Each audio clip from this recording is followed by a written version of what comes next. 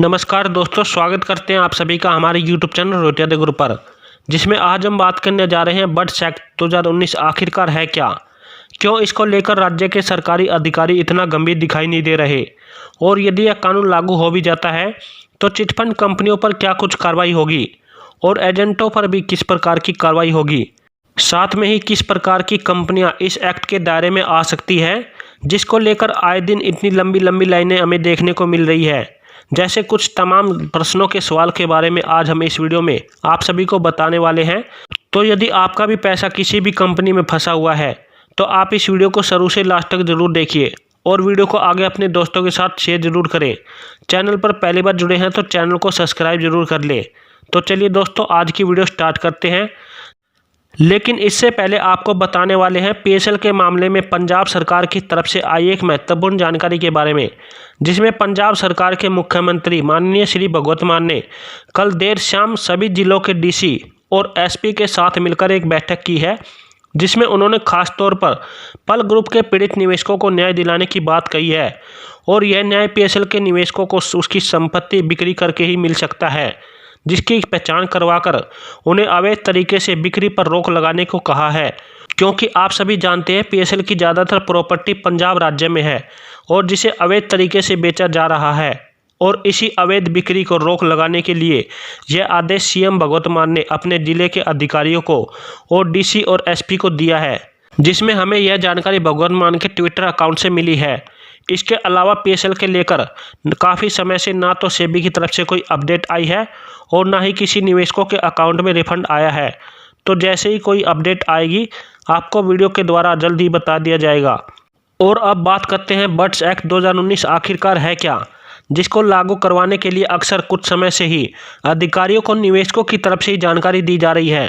अक्सर होता यह है कि जब भी सरकार की तरफ से कोई नई योजना या नई स्कीम लेकर आती है तो सबसे पहले अधिकारियों को इसके फायदे और नुकसान के बारे में जानकारी मिलती है। बाद में ही आम लोगों तक इस स्कीम के बारे में जानकारी प्राप्त हो पाती है, क्योंकि उस स्कीम में अधिकारियों को पैसा खाने का फायदा दिखाई देता है। लेकिन इस बड्स एक्ट 2019 में उन्हें लोगों को पैसा वापस करने में काफ़ी मेहनत करनी पड़ेगी, जिसके कारण अधिकारी इसे अमल में नहीं ला रहे। परंतु निवेशकों की मेहनत और लगन के चलते अधिकतर राज्यों में इसे लागू करने की कोशिश करवाई जा रही है, जहां पर उत्तर प्रदेश इसे लागू करने में पहला राज्य बन चुका है। जिसके बाद कुछ निवेशक इस एक्ट का विरोध कर रहे हैं, यानी इस एक्ट को फालतू माना जा रहा है। इसका पीछे का कारण क्या है, आइए जानते हैं। जिसमें कि इस एक्ट के लागू होते ही सबसे पहले उस कंपनी की संपत्ति को नीलाम किया जाएगा और मामला दर्ज होते ही बैंक खातों को कर दिया जाएगा फ्रीज। जिसमें यह जानकारी दी है दौलतपुर के पुलिस अधीक्षक मनोज कुमार के द्वारा, और जिसकी जानकारी हम आपको इस वीडियो के द्वारा बताने जा रहे हैं। लेकिन अब आप यहां पर कहेंगे कि यह संपत्ति नीलामी की कार्रवाई और बैंक खातों को फ्रीज करने की कार्रवाई तो पहले भी होती थी, तो इस एक्ट का क्या फ़ायदा और क्या नुकसान। अब फ़ायदा इस एक्ट का आपको यहाँ पर यह होगा कि जब भी कोई धोखाधड़ी करने वाला कोई व्यक्ति हो, संस्था हो या फिर नॉन बैंकिंग फाइनेंस कंपनी हो, उन सभी पर आसानी से मामले दर्ज हो सकेंगे और जिसकी जांच थाना प्रभारी ही करेगा। यानी आपके साथ यदि कोई धोखा हो जाता है तो आपकी एक एफआईआर पर ही यह कार्रवाई स्टार्ट हो जाएगी। क्योंकि इसमें सबसे पहले ये होता था कि मामला पहले जाता था पुलिस थाने में, उसके बाद मामले जाते हैं कोर्ट में, वहाँ पर सीबीआई और ईडी को उस कंपनी की जांच करने का आदेश दिया जाता था, और यदि उस कंपनी में किसी प्रकार की कोई कमी पाई जाती थी तो कोर्ट के द्वारा आदेश दिया जाता था कि उस कंपनी की संपत्तियों को नीलाम करे और उसके बैंक खातों को फ्रीज करे।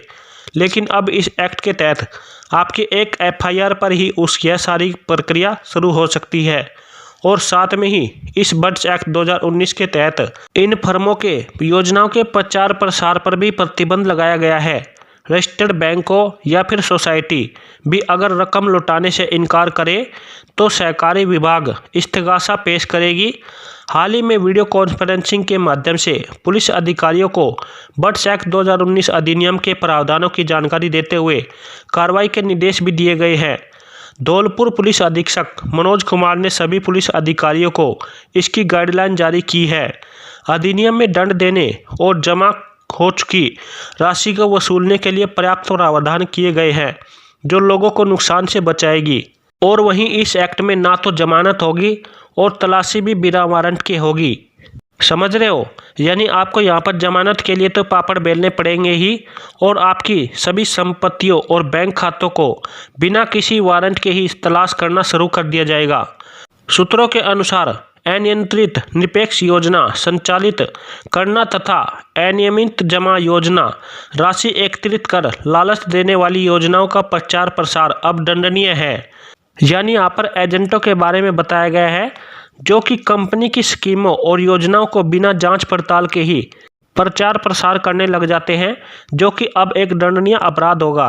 और वहीं कुछ साथी पूछ रहे थे कि सर क्या राजस्थान में भी इस एक्ट को लेकर कहीं फार्म जमा हो रहे हैं?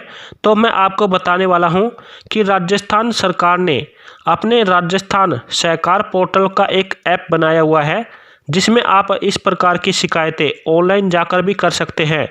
जिसमें कि इस प्रकार की शिकायतें यदि उनके पास आती है तो उनको जिले के उप रजिस्ट्रार के पास भेजा जाता है।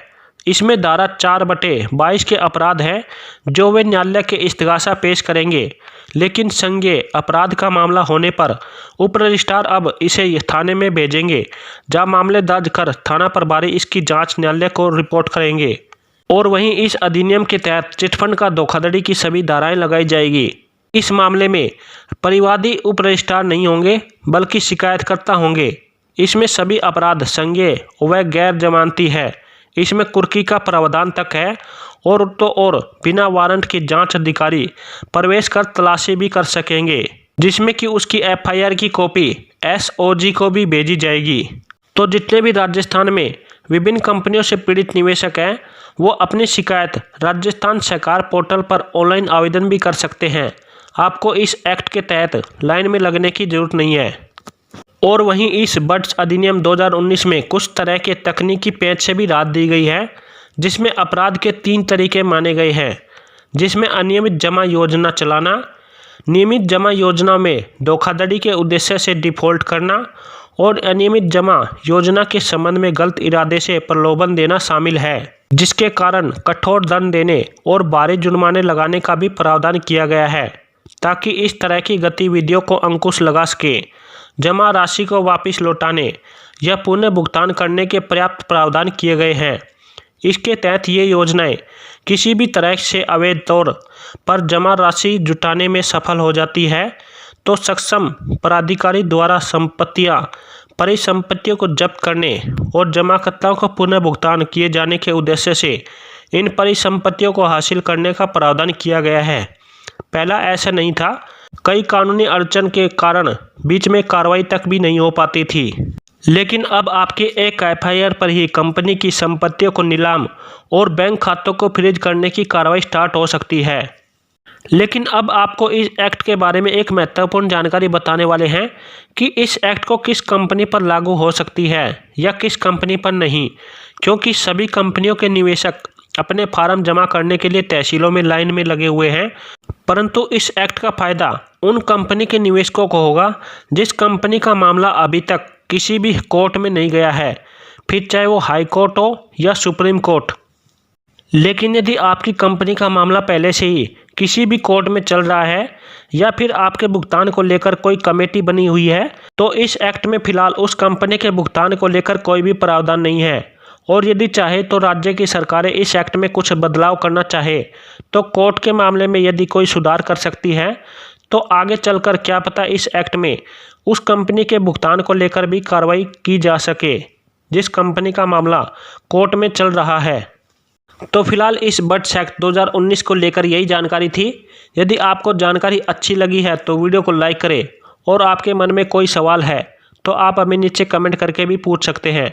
आज की वीडियो में बस इतना ही। धन्यवाद।